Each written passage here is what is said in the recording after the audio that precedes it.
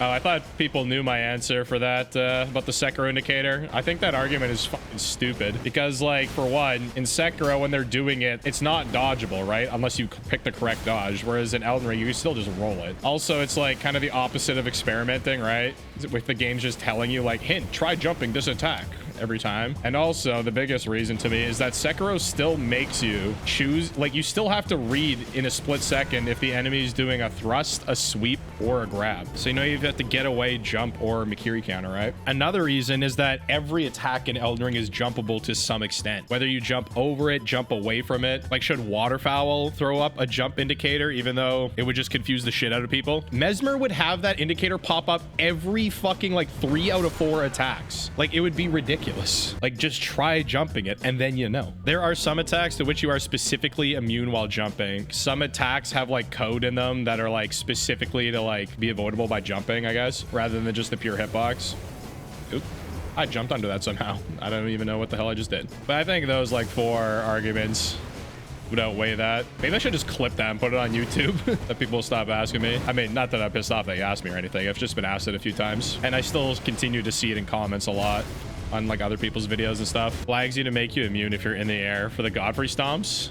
Can't you roll those too though, or no? Iframes work too, okay. Oh, I actually read your comment this time. So you can still get hit by mid-air airborne ashes of war because they don't give you that jump registration by the game. That's kind of interesting. As far as experimenting in this game goes, like, you always know the roll's gonna work, so you always have that in your back pocket, but the only way you're gonna know if the jump works is if you try and experiment, or the only way you're gonna know if you can low profile an attack is if you try and experiment, or the only way you know you can simultaneously dodge and attack with an Ash of War is if you try and experiment. And that is a whole aspect to the bosses that is fun. Learning the boss on your own, playing in a unique playstyle that's different from everyone else.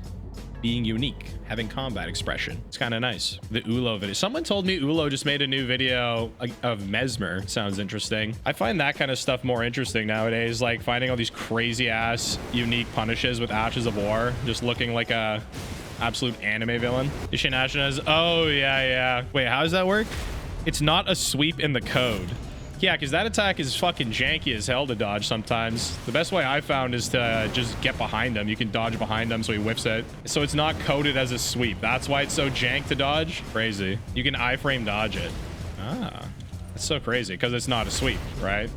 It's not coded as a sweep. Game is only roll slop if you want it to be. Yeah, I feel kind of similar about Sekiro too, though, because like a lot of people just parry through the game. They don't really use the prosthetics at all. That's like why I made that first video essay I ever did. Like, a lot of people still regard the prosthetics as just useless, like, labor. The implementation is pretty mid. I say that as a Sekiro man. Yeah, I don't like how they have the emblem system the way it is. Most people will just spam firecrackers or the flame vent over and over on enemies that are weak to it until they run out of spirit emblems and then just like never experiment with the rest of it. But I do like how no matter which path of the prosthetic branch you go, it doesn't really matter. All the variations of the prosthetics can do like anything you want it to. Like I was saying in that other video, like just the spear alone, all the variants of it, you can rip off armor. You have an anti-air, a scorpion move to deal with ranged enemies or enemies that disengage. You have an AoE to deal with mobs. You have a burn. You have a posture bar nuke with the spiral charge. It's just an overall good combo feature. So like, even if you don't have enough shit to upgrade any of the other prosthetics, like you still have a prosthetic that can do everything you need it to do.